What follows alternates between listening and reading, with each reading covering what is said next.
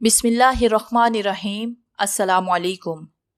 हमारे चैनल कहानी hub official में खुशामदीद।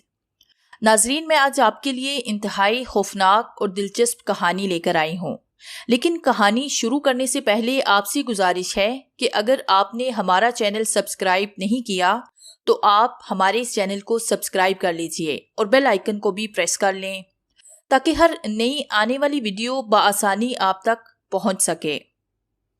पेशे खिदमत है श्वाला के पुजारी नावल एपिसोड नंबर 17। काफी दुख की बात है, लेकिन मैं इस सिलसिले में आप लोगों को एक और शख्सियत की जानिब मुतवज्जे करना चाहता हूँ। जी बताइए, इस सिलसिले में मुझे एक शख्स पे शुबा है जो जहाज पे ही मौजूद है। क्या मतलब? हाँ जी, उसका नाम हैग जोनिस है। कौन है ये शख्स? एक बहुत ही बड़ा शोबदेबाज जिसने मेरे दोस्त एन मोरलेस को खुदकुशी करने पे मजबूर कर दिया था। क्या मतलब? मिसिस स्मिथ ने पूछा और मैंने उन लोगों को मोरलेस की खुदकुशी के अलमनाक हादसे में जो किरदार हैग ने इस्तेमाल किया था उसकी तफसील बताई। फिर मैंने अंग्रेज जोड़े को इस बात पे आमादा किया कि हम बारी बारी हैग के केबिन की निगरानी करेंगे। यकीनी तौर पे वो तख्ती हैग ने उड़ा ली है। इसका मतलब है आप ये कहते हैं कि हैग को इस बारे में मालूमात हासिल थी। वो जिस कदर चालाक आदमी है मैं आपको इस बारे में बता चुका हूँ। 100% उसने आती तख्ती प्रोफेसर के केबिन से उड़ा ली है और सिकंदरिया अब जहाँ हमारे जहाज की जगह है वो उस फौलादी तख्ती को लेकर गायब करने की कोशिश करेगा। इसलिए मिस्टर स्मिथ, हम इसके केबिन की निगरानी करते रहेंगे और अगर हैग उस तख्ती को बंदरगाह पे उतरने या दौरान सफर जहाज ही में एक जगह से दूसरी जगह मुंतकिल करने की कोशिश करेगा तो हमें इसका पता चल जाएगा। लेकिन आपकी उससे यहाँ मुलाकात हो चुकी है। बराह रास्त नहीं, बल्कि ये समझिए जहाज की राहदारियों में, डेक पे और लॉन में मेरी उससे मडबीर हो चुकी है। लेकिन उसने आपको पहचाना नहीं। मेरी दाढ़ी और रंगीन चश्मे की वजह से वो मुझे पहचान नहीं सका। और वैसे भी मैं अब चूंकि सिविलियन लिबास में हूँ, मुझे सिविलियन कपड़ों में भी नहीं पहचान सकेगा। मुझे यकीन है इस बात का। वाकई सूरत-ए-हाल काफी खराब है, लेकिन ऐसे तो हमें बड़ी सख्त निगरानी करनी पड़ेगी। बिल्कुल। बहरहाल मैंने अपने केबिन से मिले हुए अपर डेक के छोटे से किते पे कुर्सी डाली और ऐसे तिरछा होके बैठा कि केबिन नंबर 17 में आने जाने वाले हर आदमी को देख सकूं। मौसम सर्द होता जा रहा था, धूप पूरी नहीं लग रही थी। ऐसे अगर ये मौसम इस कदर खुशगवार ना होता, हमारा जहाज गर्म इस्तिवाई इलाके से गुजर रहा होता, तो शायद मेरी निगरानी इतनी आसान ना होती। बहरहाल मैं बहुत देर तक कुर्सी पे बैठा रहा। अपर डेक के इस मुख्तसर किते पे 2-3 मुसाफिर और भी बैठे हुए थे। हम यानी मैं है कि तमाम मसरूफियात का जायजा ले रहा था। 4 घंटों में उसने 2 दफा बेरे से बियर मंगवाई, फिर एक मरतबा राश्ता मंगवाया। उसके बाद स्टेवर्ड उसके दूल्हे और इस्तिर किए हुए कपड़े लेकर आया। जहाज के अमले के लोग तो जरूर है कि केबिन में आते जाते रहे थे, लेकिन वो खुद एक मरतबा भी बाहर नहीं आया और ना ही बाहर से कुछ दूसरा शख्स उससे मिलने पहुंचा था। मुझे अब ये निगरानी करते करते उकताहट हो रही थी। इसके अलावा भूख भी लग रही थी। आखिर में कब तक चेयर पे बैठा बैठा बिस्किट और बेर मंगवा के वक्त गुजारी करता रहता। फिर थोड़ी देर के बाद मैंने मिसेस स्मिथ को अपनी तरफ आते देखा। वो मुझसे बेताल्लुक करीब के एक डेक पे एक चेयर पे आ बैठी और वक्त गुजारी के लिए एक पुराना अखबार उठा लिया। उसका मुझसे ज्यादा फासला नहीं था। उसने अखबार की ऊँट में आहिस्ता से कहा, लेफ्टिनेंट, आप 2 घंटे के लिए छुट्टी कर सकते हैं। इस वक्त मैं बैठी हुई हूँ। मैंने उसे कोई जवाब न दिया और काहली से उठ के स्लीपर पहने, किताबें और रिसाले उठा के अपने केबिन में दाखिल हुआ। मैं बुरी तरह से थक गया था, चुनाचे मैं सीधा गुस्ल खाने की तरफ गया और देर तक गुस्ल करता रहा। फिर मैंने लिबास बदला, स्टेवर्ड से खाना लाने के लिए कहा। कुछ देर के बाद स्टेवर्ड ने मेरी तलब की हुई अशिया ला के मुझे दे दी। मैं खाने में मसरूफ हो गया। मेरी जहन की चरहियां तेज रफ्तारी से चल रही थी और मैं सोच रहा था कि इसके बाद क्या सूरत-ए-हाल दरपेश होगी। वैसे प्रोफेसर एहतशाम बे की मौत का मुझे दिली रंज था। मैंने उससे बहुत सी तवक्कात और वाबस्ता कर ली थी, खास तौर से वो बेनक्श चेहरा जो मेरे खास पे ऐसे जम गया था कि जब तक भुलाए रखना चाहूँ भुलाऊं, लेकिन एक लम्हे के लिए अपनी कुव्वते इरादी से काम ना लूं तो वो चेहरा मेरी तस्वर पे फौरन हमला आवर हो जाए। आखिर ऐसी क्या खास बात थी अरसला में? बस उसके बाप ने उसके वजूद की निशानदही कर दी थी और मैं हवस का मारा एक ऐसे हसीन वजूद के चक्कर में पड़ गया जो अपनी मिसाल आप हो। हालांकि इस दौरान जो कुछ भी मेरे साथ हुआ था वो बड़ा सनसनीखेज था। मुझे हर तरह ये एहसास दिलाने की कोशिश की गई कि मैं बुरे रस्तों में पड़ गया हूँ और सच ये भी था। جو کچھ میں کر چکا وہ بالکل الگ بات تھی۔ حالانکہ سلطان چچا نے اس بات کو بڑی آسانی سے لیا۔ انہوں نے یہی کہا کہ خود ہمجان جمشیدی بھی ایک حسن پرست انسان تھے، اس لیے بقول ان کے باپ پر پوت، پتا پر گوڑا۔ مگر یہاں مسئلہ بالکل مختلف تھا۔ میری کیفیت تو ایک ایسے بھٹکے ہوئے انسان کے جیسی تھی جو بے شک برائیوں کے راستے کا راہی نہ ہو، لیکن کچھ پر اسرار قوتیں، یا پھر یہ کہنا چاہیے کہ اشب بھونائیں مجھے اس راستے پہ لا کر ڈال دیتی تھی۔ بہرحال میں انہی تمام سوچوں میں گم رہتا تھا۔ مجھے علم ہوا کہ اسکندریہ کی بندرگاہ کا فاصلہ اب یہاں سے چند ہی گھنٹوں کا رہ گیا ہے۔ میں نے اپنا سوٹ کیس وغیرہ تیار کیا، اس کے بعد باہر نکل آیا۔ میں نے دیکھا کہ بہت سے مسافر اس ساحل کی لکیر کا جائزہ لے رہے تھے جو اب دور سے نظر آنے لگی تھی۔ میں پرخیال انداز میں اس لکیر کو دیکھ کے سوچنے لگا کہ اسکندریہ میں یقینی طور پہ ہیک کا پورا گروہ موجود ہوگا۔ ہیک آسانی سے اس سلسلے میں کامیاب ہو گیا ہے۔ اس گروہ کے افراد کے حوالے میں یہ فولادی تحقیق کر سکتا ہے۔ اس سلسلے میں اگر کوئی کوشش ہو سکتی تھی تو صرف یہ کہ کیپٹن ہماری مدد کرے اور اس کی مدد سے کچھ کیا جا سکتا ہے، ورنہ یہ بات طے تھی کہ ہیک کے لیے اس تحقیق کو نکال کے جانا اب ایسا کوئی مسئلہ نہیں تھا۔ ویسے بھی وہ ایک پرانا اسمگلر تھا۔ میں ڈیک پہ پہنچا تو ہماری جاسوس پارٹی یعنی مسز اسمتھ اور مسٹر اسمتھ نے بتایا کہ ہیک پیسنجر لاؤنج کی طرف گیا ہے۔ ویسے میں بھی اس سفر کے دوران اس کی عادات و اطوار کا بغور مطالعہ کرتا رہا۔ کھانے کے بعد پیسنجر لاؤنج کی طرف جانے کے معنی یہ ہیں کہ اب وہ کافی پیے گا۔ اس عادت کی وجہ ابھی تک میری سمجھ بھی نہ آئی تھی۔ عام طور سے ہیک اپنے کیبن میں کھانا منگوایا کرتا۔ میں نوشی کے لیے اسے کیبن کے گوشے عافیت کو پسند کیا، مگر کافی وہ ہمیشہ پیسنجر لاؤنج میں مسافروں کے درمیان بیٹھ کے پینا پسند کرتا۔ میں نے مسز اسمتھ سے سوال کیا، کیا وہ کافی ہاؤس جا چکا ہے؟ ہاں، اسے وہاں گئے ہوئے 10 منٹ ہو چکے ہیں۔ وقت بہت کم تھا، لیکن میں نے طے کر لیا کہ چاہے اب کچھ بھی ہو، میں پروفیسر کے قاتل کو قانون کے حوالے کر کے رہوں گا۔ مجھے یقین تھا کہ تختی ابھی تک ہیک کے کیبن میں موجود ہے۔ میں یہ بھی کر سکتا تھا کہ کیپٹن کو ہیک کے بارے میں تفصیلات بتاتا اور اسے ہیک کے کیبن کی تلاشی لینے پہ آمادہ کر لیتا، لیکن یہ خطرناک کھیل ہوتا۔ یہ ایک طرح سے ہیک کی نگاہوں میں آ جانے والی بات تھی۔ وہ بہت بڑا عیان مجرم تھا۔ اگر وہ اس عرصے میں اس فولادی تحقیق کو اپنے کیبن میں منتقل کرنے میں کامیاب ہو چکا ہے تو میں الٹا مشکل میں پھنس جاؤں گا، جبکہ میں محتاط سے کھیل کھیلنا چاہتا تھا۔ بہرحال مسز اسمتھ نے مجھ سے کہا، اب مجھے بھی اجازت دو، چونکہ اسکندریہ کا راستہ بہت کم رہ گیا ہے اور میں اپنا سامان پیک کرنا چاہتی ہوں۔ ٹھیک ہے، اب جائیے، میں نے کہا۔ میرے ذہن میں جو منصوبہ بن رہا تھا وہ انتہائی خطرناک تھا، لیکن اب چونکہ وقت بہت کم رہ گیا تھا اس لیے خطرے کی پرواہ زیادہ نہیں کرنی چاہیے۔ میں کیبن نمبر 17 کا جائزہ لینا چاہتا تھا، لیکن میں نہیں جانتا تھا کہ جہاز پہ کتنے افراد ہیں جو ہیک کے ساتھی ہیں اور اس کے لیے کام کر رہے ہیں۔ میں نے دائیں بائیں دیکھ کے اطمینان کیا کہ جہاز کے عملے کا کوئی شخص یا ہیک کا ملازم تو مجھے نہیں دیکھ رہا، اور پھر میں 17 نمبر کے کیبن کے دروازے کے پاس پہنچ گیا۔ میں نے دروازے پہ قسمت آزمائی کی تو وہ کھل گیا اور میں اندر داخل ہوا۔ پھر میں نے اندر سے دروازہ بند کیا۔ کیبن میں بڑے سلیقے اور ترتیب سے تمام چیزیں جمی ہوئی تھی۔ چھوٹے بڑے ٹرنک ایک قطار میں رکھے ہوئے تھے، گویا ایک طرح سے ہیک اسکندریہ کی بندرگاہ پہ اترنے کے لیے اپنی تیاریاں مکمل کر چکا تھا۔ چھوٹے ٹرنکوں اور پیکٹوں کو نظر انداز کرتے ہوئے میں نے بڑے صندوق اور بنڈلوں وغیرہ کا جلدی جائزہ لینا شروع کیا۔ ان میں سے کوئی صندوق ایسے نظر نہیں آ رہا تھا جس سے یہ خیال ہوتا کہ اس میں فولاد کی وزنی تحتی چھپائی گئی ہے۔ وقت تیزی سے گزرتا جا رہا تھا اور جہاز بندرگاہ کے قریب ہوتا جا رہا تھا۔ مجھے احساس تھا کہ ہیک مسافروں کے لاؤنج میں اپنی کافی ختم کر چکا ہوگا اور کسی بھی وقت وہ اپنے کیبن میں واپس آ سکتا ہے۔ میں نے کیبن کے گوشے میں بید کی بنی ہوئی ایک چوڑی اور خاصی اونچی چوکور ٹوکری دیکھی جو استعمال شدہ کپڑے اور چادر وغیرہ رکھنے کے لیے جہاز کے ہر فرسٹ کلاس کیبن میں موجود ہوتی ہے۔ ہیک کے سامان سے الگ تھلگ بید کی ٹوکری یا ٹوکری نما صندوق بالکل غیر متعلق یا غیر اہم نظر آتا تھا۔ سامان کی جانچ پڑتال کرتے ہوئے کسی کی عقل میں یہ بات نہیں آ سکتی تھی کہ اسے بھی دیکھ لیا جائے۔ میں نے صندوق کا ڈھکنا ہٹایا، دور تک میں نے کپڑوں کا ڈھیر کھنگالا۔ کپڑوں کے انبار کے نیچے کوئی کھردری سی چوکور سی چیز کپڑے میں لپٹی پڑی تھی۔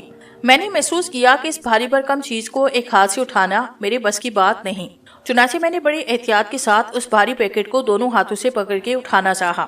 اچانک ہی راہداری میں تیز قدموں کی آواز آئی۔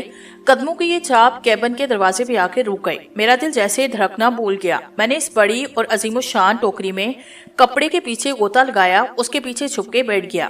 استعمال شدہ کپڑوں کی گٹی گٹی بونا ناقابل برداشت تھی۔ میں ہل جل بھی نہیں سکتا تھا، اس لیے کہ بید کا صندوق چڑچڑاتا اور آنے والا میری موجودگی سے باخبر ہو جاتا۔ جو کوئی بھی تھا وہ سیٹی پہ کو اسپینی دن بجا رہا تھا۔ پھر اس نے منہ ہی منہ میں کچھ کہا، اسپینی زبان میں گالی پکی۔ ایک لمحے کے اندر مجھے اندازہ ہوا کہ یہ ہیگ نہیں، اس لیے کہ میں نے اس کے ساتھ اچھا خاصا وقت گزارا تھا۔ بظاہر وہ ایک انتہائی مہذب آدمی نظر آتا تھا، اس کے علاوہ اسے اسپینی موسیقی سے کوئی بھی دلچسپی نہیں تھی۔ ممکن ہے ہیگ کا کوئی ملازم ہو۔ بہرحال یہ ملازم باتھ روم میں داخل ہوا، تھوڑی دیر کے بعد نکلا، پھر چابی کا گچھا بچاتا ہوا الماری کے پاس کھڑا ہوا۔ اس نے زور سے الماری کے پٹ کھولے، پھر بند کیے۔ اب وہ بیت کے صندوق کے پاس کھڑا تھا۔ میں تہ در تہ میلے کپڑوں کے درمیان پسینے پسینے ہو رہا تھا، یہاں تک کہ ہیگ کے ملازم نے صندوق کو ٹھوکر ماری۔ میں دم سادے بیٹھا ہوا تھا۔ خدایا یہ کچھ آگے نہ بڑھے، اگر وہ میلے کپڑوں کے ڈھیر نکالنا چاہے تو پھر میں اس کے سامنے عریاں ہو جاؤں گا، لیکن ایسا نہ ہوا۔ میں ڈر رہا تھا کہ یہ حبیث کہیں واپس کیبن میں نہ آ جائے، اس لیے اب اس نامعقول جگہ میرا شدید دم گھٹنے لگا۔ خاص طور سے کپڑوں کی ناخوشگوار بو ماحول کو بری طرح خراب کر رہی تھی۔ ہیگ کے ملازم نے کیبن کا دروازہ کھولا اور باہر چلا گیا۔ میں نے اطمینان کا سانس لیا کہ چلو جان چھوٹے، لیکن یہ اطمینان ایک لمحے سے زیادہ کا نہیں تھا، اس لیے کہ ملازم نے دروازہ بند کرنے کے بعد اسے باہر سے لاک کر دیا تھا۔ میں نے تو یہ سوچا نہ تھا، میں نے یہ نہ سوچا کہ ایسا بھی ہو جائے گا۔ جس بات سے میں ڈر رہا تھا وہی ہوا۔ سکندریہ پہنچنے سے پہلے ہیگ سے الجھنے کا میرا کوئی ارادہ نہ تھا۔ میں بھیڑیے کو خود اس کے بھٹ میں ہلاک کرنا چاہتا تھا، لیکن اس وقت حالات نے مجھے اس کے رحم کرم پہ ڈال دیا۔ ابھی تھوڑی دیر کے بعد ملازم کے ساتھ وہ کیبن میں آئے گا، اس تختی کو جہاز سے اتارنے کی تدبیر کرے گا۔ کیا عجیب بات تھی، مجھے اندازہ نہ تھا کہ یہ تختی اس قدر وزنی ہوگی اور اسے حاصل کر کے لے جانے کے لیے خاصی مشکل کا سامنا کرنا پڑے گا۔ لازمی بات ہے کہ ہیگ کو بھی اس سلسلے میں خاصی پریشانی ہوگی، لیکن اصل مسئلہ یہ تھا کہ کیبن میں میری موجودگی سے میری اصلی شخصیت اس پہ ظاہر ہو جائے گی۔ کلکتے میں تو ہیگ نے اپنی داس سے مجھے ٹھکانے لگا دیا تھا، وہ تو میری قسمت اچھی تھی کہ میں بس نکلا، لیکن اس دفعہ وہ مجھے زندہ نہیں چھوڑے گا، اس لیے کہ میں اس کے تازہ ترین جرم کی رونمائی کر رہا ہوں۔ اور یہ بات بھی اس کے لیے انتہائی خوفناک تھی کہ مجھ جیسا آدمی اس کے پیچھے لگ جائے جو اس کے پچھلے جرائم کے بارے میں سب کچھ جانتا ہو۔ اس وقت میں اس قدر پریشان ہوا کہ مجھے بیت کے صندوق سے اس تختی کو نکالنے کا خیال نہیں آیا۔ میں وحشت میں کیبن کے دروازے پہ زور آزمائی کرنے لگا، کیونکہ اب میرے پاس وقت زیادہ نہ تھا۔ کسی بھی لمحے ہیگ اور اس کا نوکر آ سکتے تھے۔ ابھی میں دروازے پہ زور آزمائی کر ہی رہا تھا کہ دور سے قدموں کی چاپ اور دو آدمیوں کے باتیں کرنے کی آواز سنائی دی۔ وہ اسپینش میں باتیں کر رہے تھے۔ میں نے دھڑکتے دل کے ساتھ سوچا کہ یقینی طور پر وہ ہیگ اور اس کا ملازم ہے۔ مجھے اور کچھ نہ سوجا، سیدھا باتھ روم میں گھسا، اندر سے کنڈی لگائی۔ اپنی داس میں میں وقتی طور پہ ان کی نگاہوں سے پوشیدہ ہو گیا تھا، لیکن میرے کان اور آنکھیں باہر لگی ہوئی تھی۔ میرا اندازہ درست تھا۔ ہیگ دروازہ کھول کے اندر آیا، اس کے ساتھ اس کا ملازم تھا۔ وہ سانس روکے تھا، میرا دم بری طرح سے گھٹ رہا تھا۔ میں نہیں چاہتا تھا کہ وہ میرے سانسوں کی آواز تک سن سکے۔ وہ دونوں کیبن میں آئے، اس کے بعد سامان اٹھاتے اور رکھتے رہے، غالباً اپنا سامان سیٹ کر رہے تھے۔ پھر ہیگ چلا گیا۔ اس کا ملازم منہ ہی منہ میں بڑبڑاتا کیبن میں ادھر سے ادھر آ رہا تھا۔ پھر اچانک اس نے باتھ روم کے دروازے کو دھکا دیا، مگر دروازہ اندر سے بند تھا۔ وہ حیران ہوا۔ اس نے جیسے خود سے کہا، اندر کون ہے؟ کون ہو سکتا ہے؟ ارے اندر کون ہے؟ اس نے زوردار آواز لگائی۔ میں بری طرح گھبرا گیا۔ میں نے گھبرا کے آگے پیچھے دیکھا۔ کموڈ کے اوپر کوئی 1.5 فٹ چوڑا روشن دان تھا، جس سے سمندر کی بھیگی ہوئی ہوائیں آ رہی تھی۔ باتھ روم میں کون ہے؟ اب کے ملازم نے غصے سے پوچھا اور دروازے پہ مکے برسانا شروع کیے۔ پھر کسی کی تیز قدموں کی آواز آئی۔ آنے والا کیبن میں داخل ہوا۔ اس کی آواز ابھری، کیا شور مچایا تم نے؟ کیا ہوا ہے؟ یہ آواز ہیگ کی تھی۔ میں اس آواز کو ہزاروں میں پہچان سکتا تھا۔ سر، باتھ روم میں کوئی ہے؟ کیا بکواس کرتے ہو؟ نہیں سر، اب دیکھیں، باتھ روم کا دروازہ اندر سے بند ہے۔ اگر ایسی بات ہے تو اطمینان رکھو، وہ بچ کر نہیں جا سکتا۔ چلو آؤ باہر آؤ اور کیبن کو تالا لگاؤ۔ تم دوڑ کے چیف افسر کو بلاؤ، میں یہاں دروازے پہ کھڑا ہوں۔ پھر وہ دونوں باہر کے دروازے کو لاک کیا۔ اس وقت پھر میری حالت پوری طرح خراب تھی۔ چیف افسر کو بلانے کا مقصد یہ تھا کہ مجھ پہ نہ صرف چوری کی نیت سے ایک مسافر کے کیبن میں داخل ہونے کا الزام لگے، بلکہ کیپٹن کو پوری طرح یقین ہو جائے کہ احتشام بے کے کیبن میں داخل ہونے والا، اس پہ حملہ کرنے والا مجرم میں ہوں۔ بڑی خوفناک صورتحال تھی۔ میں بری طرح گر گیا۔ بہرحال ناچار میں نے کموڈ پہ کھڑے ہو کے روشن دان سے باہر دیکھا۔ یہ روشن دان ڈیک کے جس حصے پہ کھلتا تھا وہ نسبت کم آباد تھا۔ میں نے وقت کے ساتھ دوڑ لگانے کا فیصلہ کیا۔ چاہے کچھ بھی ہو جائے، مجھے روشن دان کے ذریعے باہر کودنا تھا۔ میں صرف اسی صورت میں بچ سکتا ہوں۔ روشن دان سے باہر نکلنے میں اب دیر نہیں کرنی چاہیے، کیونکہ چیف افسر کے پہنچنے پہ ڈیک کے اس حصے کو گھیر لیا جائے گا۔ وہ اس صورتحال کو کچھ زیادہ بہتر طریقے سے سمجھتا ہے۔ میں بھی روشن دان سے سر نکالے باہر کا جائزہ لے رہا تھا کہ دروازے کے دوسری طرف راہداری میں دوڑتے ہوئے قدموں کی آواز آئی۔ وہ آ گئے۔ मेरा पूरा बदन पसीने से तर था। मैं जानता था कि चीफ अफसर आते ही ऊपर डेक के इस हिस्से को गिरने के लिए आदमी भेज देगा जिसपे रोशनदान खुलता है। मैंने रोशनदान के फुलादी फ्रेम पे उंगलियां जमाई, जोर लगा के रोशनदान से आधा बाहर की तरफ लटका। अंदर कैबिन में अब बहुत से लोगों की आवाजें सुनाई दे रही थी। फिर उन्होंने गुसलखाने के दरवाजे से जोर आजमाइश शुरू कर दी। मैंने बाजू का सारा जोर लगा के बाहर की तरफ चाल लगाई। डेक चेयर पे कोई मोटी अमेरिकन औरत किसी रसाले पर चेहरा डांपे ऊँग रही थी। मैं उसके पैरों के करीब गिरा। उसने हड़बड़ा के रिसाला दूर फेंका, चीख मार के खड़ी हुई। वो ये समझी कि ऊँगते में उसने जो पैर फैलाए तो मैं गुजरते हुए उसके पैरों से उलझ गया। वो बुरी था गगियाने रखी। आई एम सॉरी, अब मेरे पैरों से उलझकर गिर पड़े। आपको चोट तो नहीं लगी? मैं एकदम से खड़ा हुआ। मैंने कहा, नहीं मैडम, इसमें आपका कोई कसूर नहीं। मैं खुद ही देखे बगैर चल रहा था और फिर आपके पैरों से उलझ के गिर पड़ा। आपके अपने पैरों पे चोट तो नहीं लगी? नहीं, बहुत शुक्रिया तुम्हारा, शरीफ आदमी, उसने कहा। मैंने एक बार फिर गर्दन हम करके उसे खुदा हाफिज कहा और मुड़े बगैर सीधा उस जीने से नीचे डेक की तरफ उतर गया। मुझे ऐसे लगा जैसे एक बार फिर मुझे नई जिंदगी मिल गई हो। यहाँ तक कि मैं अपने कैबिन तक पहुंचा। कैबिन में दाखिल होकर मैंने इस तरह अपने आप को जमीन पे गिराया जैसे मौत के जबरू से निकलकर बाहर आया हूँ। कुछ लम्हे ऐसे मेरे गुजरे, फिर अचानक मुझे ख्याल आया। मैंने अपना हुलिया देखा, आईने के सामने खड़े होके अपना हुलिया ठीक किया। उसके बाद मैं तकरीबन दौड़ता हुआ अपने कैबिन से निकला और मिस्टर एंड मिसेस स्मिथ के पास पहुंचा। जो कुछ देर पहले वाकयात हुए थे वो दोनों इससे नावाकिफ थे। अलबत्ता दोनों ने मेरी कैफियत को महसूस किया जो इस वक्त मुझ पे तारी थी। मिसेस स्मिथ ने चौंक के कहा, हैरियत डियर हकान, क्या बात है? मैं उस आदि तहती का सुराख लगाने में कामयाब हो गया हूँ। क्या? हाँ। कहाँ है वो? है के कैबिन में। वहाँ की जगह उसके कैबिन में गंदे कपड़ों के संदूक में छिपी है, मैंने जवाब दिया। तब हमें ये करना चाहिए माय डियर कि हम उसी वक्त कैबिन को तमाम हालात से आगाह करें और हैक को रंगे हाथों गिरफ्तार करें। क्या बात कर रहे हो? तुम्हें अंदाजा नहीं कि तुम क्या कह रहे हो। ऐसे क्या हैक और उसका गिरोह खेल समझ में आ जाएगा, मिसेस स्मिथ ने कहा। क्या मतलब? सुनो, अगर इस मसले पे पुलिस मुदाखलत करती है तो तख्ती को बतौर सबूत उसकी तहवील में दे दिया जाएगा और तफ्तीश, मुकदमे और गवाही की जबड़ में इतना अरसा लग जाएगा कि तुम सोच भी नहीं सकते। इसमें कोई शक नहीं कि प्रोफेसर एहतशामगी की मौत से हम शदीद नुकसान से दोचार हुए हैं, मगर ये बात तुम जानते हो कि तख्ती का दूसरा आधा हिस्सा अरसला के पास काहरा में मौजूद है और असला कदीम मिस्री अलामतों को समझती है और तख्ती का पूरा मजमून और तमाम इशारे बता के खजाने तक पहुंच सकती है। सारा खेल बिगड़ जाएगा अगर हमने इस वक्त तख्ती को किसी तरह पुलिस की तहवील में दे दिया। फिर पुलिस ये जानने में कोशिश करेगी कि तख्ती का राज क्या है और सारा खेल खत्म हो जाएगा। मैंने हैरत से मिसेस स्मिथ को देखा।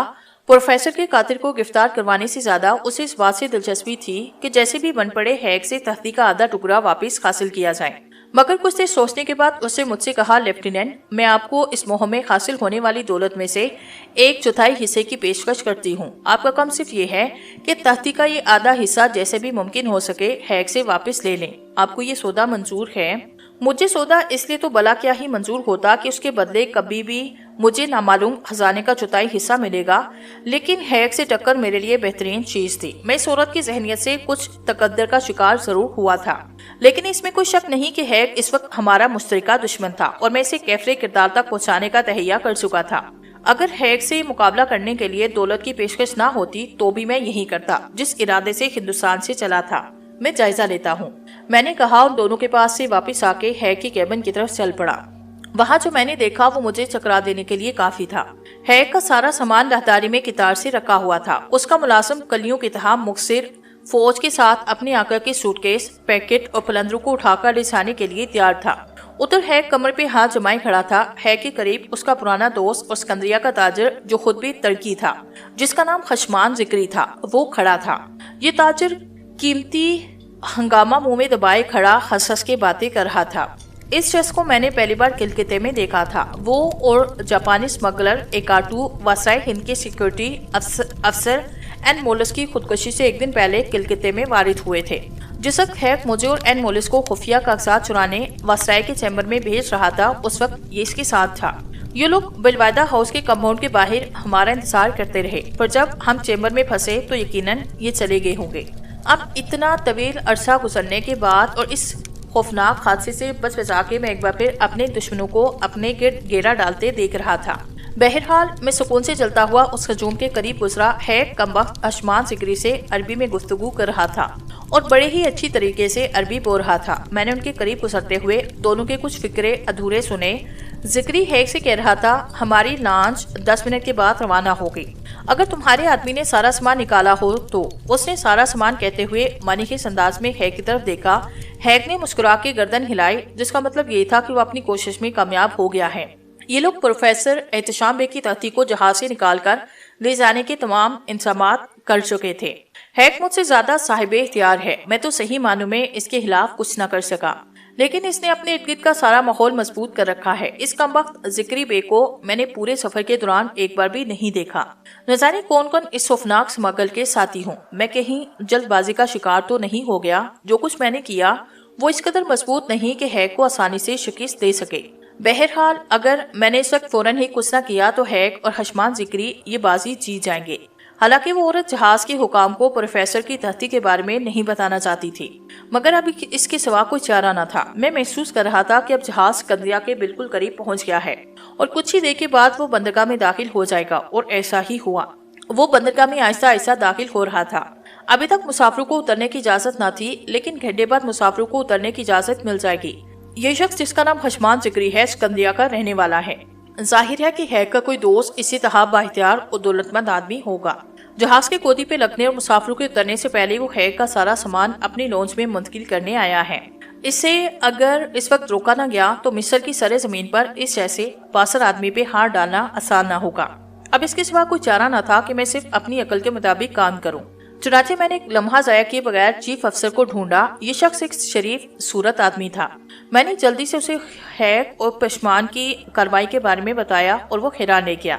آپ کے خیال میں جہاز پہ ہونے والے قتل میں شخص کا ہاتھ ہو سکتا ہے؟ ہو سکتا نہیں، 100% ہے، اور میں اس سلسلے میں مکمل ذمہ داری قبول کرتا ہوں۔ سر، کیپٹن صاحب کا حکم ہے کہ کوئی بھی مسافر سامان کی تلاشی دیے بغیر جہاز سے نہیں اتر سکتا۔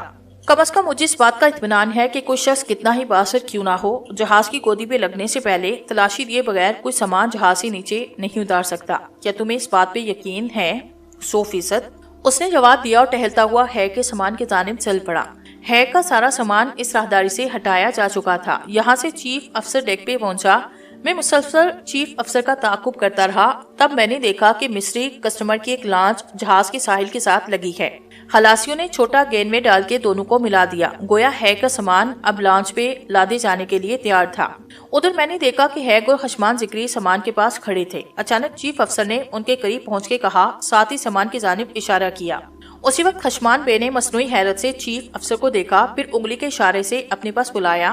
اس کی ایک آنکھ پہ چشمہ لگا ہوا تھا۔ اس نے آنکھ سے چشمہ اٹھا کے اپنی ریشمی ٹائی سے صاف کیا، دوبارہ چشمہ لگا کے چیف افسر کو ایسے دیکھا جیسے کسی عجیب و غریب چیز کا مشاہدہ کرتا ہو، پھر اس کی آواز گونجی، تو تم چیف افسر ہو؟ غالباً اس جہاز پہ نئے آدمی معلوم ہوتے ہو، اس لیے مجھے نہیں جانتے۔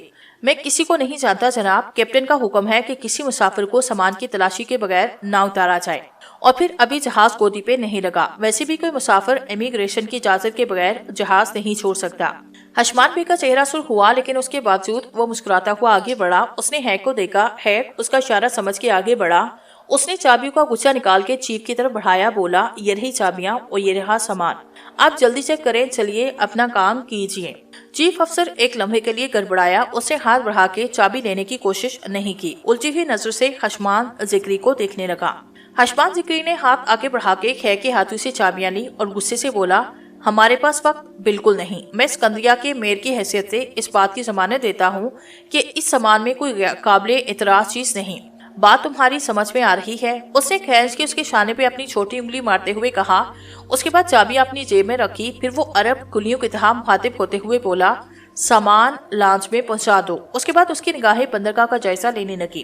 وہ چیف افسر اور جہاز کی دوسری سیکیورٹی کے عملے سے بالکل بے تعلق ہو گیا۔ چیف افسر نے جیب سے رومال نکال کے پسینہ خشک کیا، اس کے ہونٹوں سے بڑبڑاہٹ نکلی۔ اسکندریہ کا میئر حشمان ذکری ہیک کا ہاتھ پکڑ کے آگے بڑھا، ٹہلنے والے انداز میں چھوٹے گنوے کی طرف چل پڑا۔ میں نے گہری نظروں سے چیف افسر کا جائزہ لیا۔ وہ بیچارہ سہم گیا۔ میں نے دانت پیسے، ہر جگہ یہی سب کچھ کرتا ہے، میں نے دل میں سوچا۔ اب اس کے علاوہ کوئی چارہ نہ تھا کہ میں سیدھا کیپٹن کے پاس جا کے اسے تمام صورتحال سے آگاہ کروں اور ان بدماش مغل کو روکنے کی کوشش کروں۔ چیف آفیسر معمولی سے انداز میں ادھر سے ادھر دیکھنے لگا۔ دوسری طرف حشمان ذکری کے عرب کلیوں نے ہیک کا سامان لاؤنج میں پار کرنا شروع کیا۔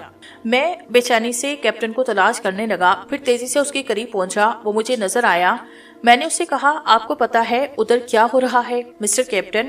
کیپٹن نے اس انداز میں مجھے دیکھا جیسے اسے میری یہ مداخلت ناگوار گزری ہو، لیکن بہرحال وہ یہ بھی جانتا تھا کہ میرا تعلق برٹش بحریہ سے ہے۔ کیا بات ہے جناب، ادھر دیکھیں وہ سامان اس لانچ پہ کیسے پار کیا جاتا ہے۔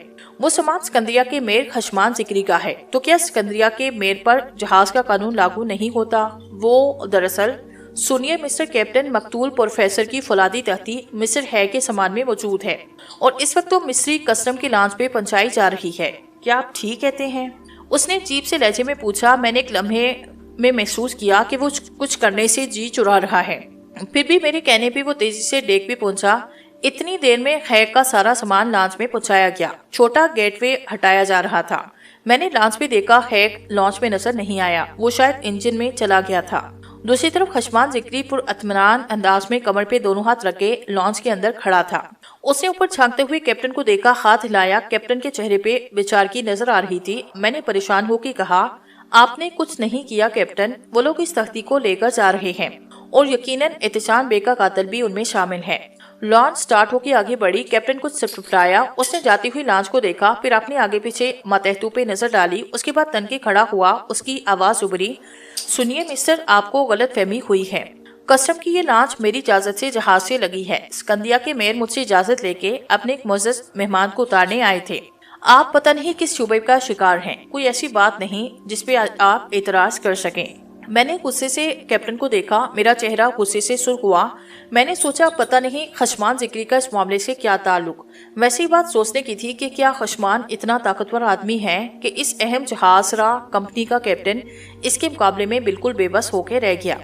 شدید غصے کے عالم میں نے غصے سے کہا، حالانکہ آپ جانتے ہیں کیپٹن، آپ نے جان بوجھ کے پروفیسر احتشام بے کا قاتل چھوڑ دیا۔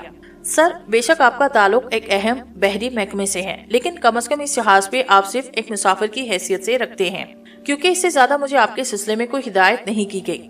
میں کیا جانتا ہوں اور کیا نہیں، یہ آپ کا مسئلہ نہیں۔ اور سنیے، آپ کتنے اعتماد سے بات کہہ رہے ہیں کہ اس لانچ سے پروفیسر احتشام بے کا قاتل فرار ہوا ہے۔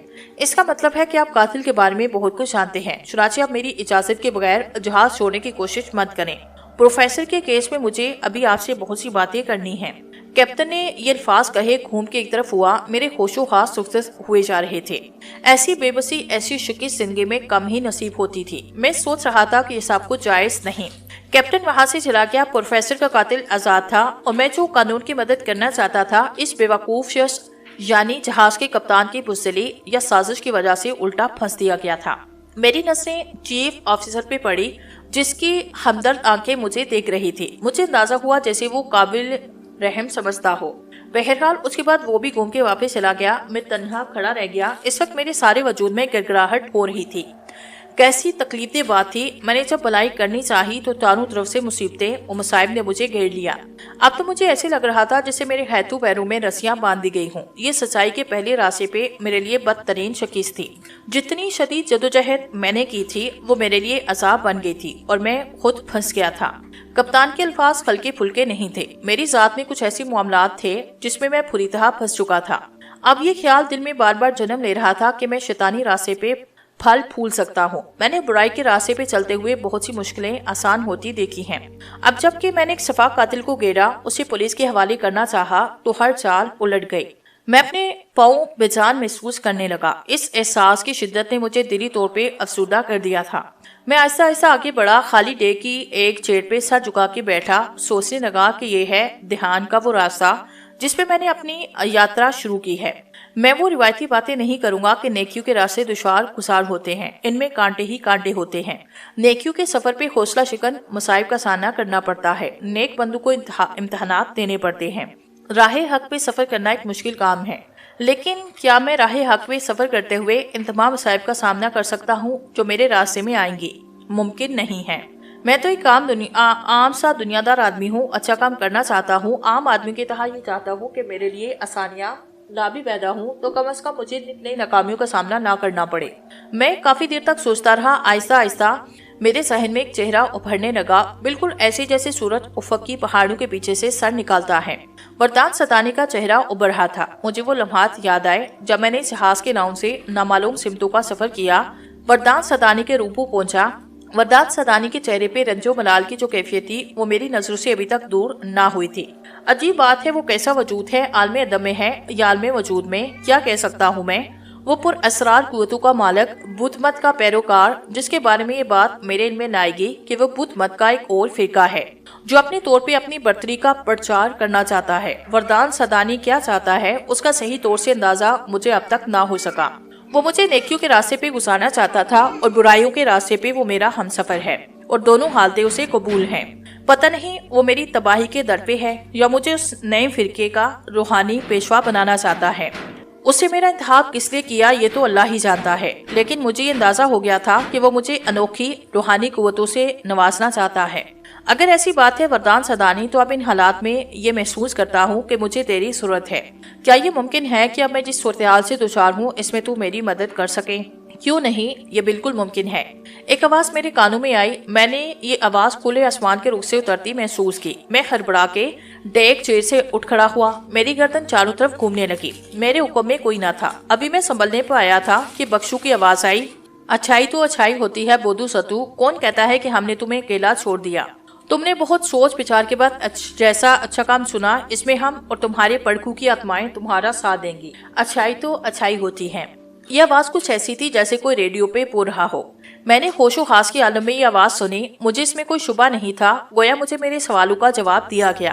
ایک عجیب سا احساس دل میں پیدا ہوا، مشکل آتی ہے تو ان پر اسرار قوتوں کے علاوہ کوئی ساتھ نہیں دیتا۔